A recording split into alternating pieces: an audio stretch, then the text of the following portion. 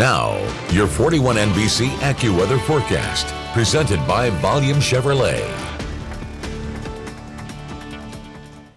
Well, welcome back. In downtown Macon here, you see that things are pretty calm. It's not a bad day. It's mostly cloudy, a little on the windy side. 73 degrees right now and feels like 77. That wind is gusting to 30 miles per hour, though, out of the south. That's very, very pronounced. So with the radar, obviously there's nothing to track here in middle Georgia yet. In fact, I don't think there's anything in the Peach State at this time. But we've got a pretty mean line of storms off to the west. A lot of lightning. You can see the number of strikes here above me. It's 1,500 plus for many over there in the Magnolia State, as mentioned, and down in Louisiana too. It looks like there is one active tornado warning and a lot of severe thunderstorm warnings with it. So we'll be keeping a track on that as it heads our direction. The gusts are going to get stronger as we continue through the evening. Some of the strongest ones that are not associated with the storms are going to be just ahead of the line. We could realistically see gusts that are 40 miles per hour or maybe a little stronger than that around 3-4 a.m. just before that line gets in.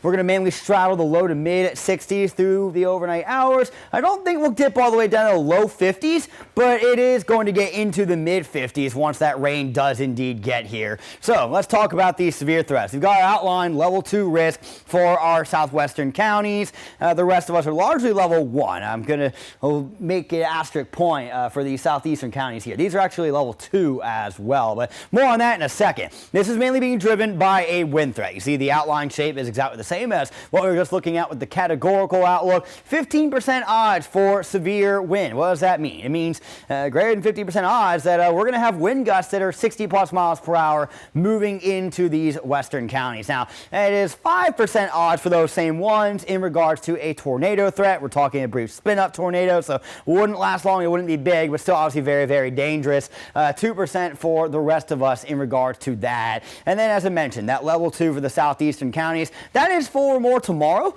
because as we see the line get ready to clear the region and the sun's coming back up, we'll start to warm temperatures a bit and could add a little bit of extra power, but obviously most that will be reserved for the Carolinas. So you're seeing the line getting into the Peach State, not long after 1 a.m. In fact, for the northwestern corners of the Peach State, it's probably going to be closer to 12:30. It'll be around 4 a.m. though that we're seeing that line getting into middle Georgia. And again, it's linear, so the main threat is straight line winds, but you also see it's not a straight line, it is bendy. And those bendy areas are what you look for in regards to the brief spin-up tornado potential. Now, all that rain's going to be out of here ahead of like 10 a.m. probably, and then we'll be left with some powerful wind on the back end that could be a bit of a hazard because it's just long exposure for trees and other items to these kind of winds that could increase the odds that they topple over in some spots. Let's go ahead and talk about the remainder of the evening. So a spotty shower will be possible, but it's going to be cloudy and windy again. The gusts could be over 40 miles per hour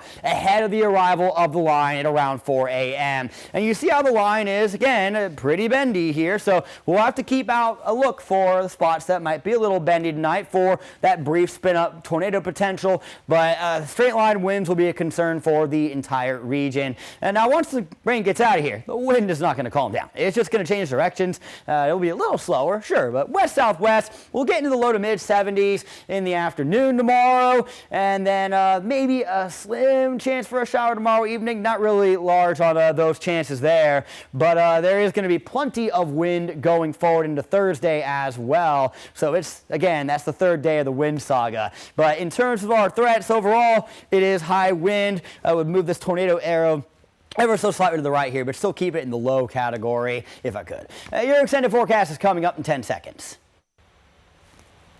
Your 41 NBC AccuWeather 7-day forecast is brought to you by Volume Chevrolet. Today is the first of the windy saga. We got tomorrow, and then we have Thursday, all right? A little cooler on Thursday as well, or seasonal on Friday. We'll have another rain opportunity over the weekend. Looks more like it'll be rain versus thunderstorms, and should get some more sunshine going the middle of next week.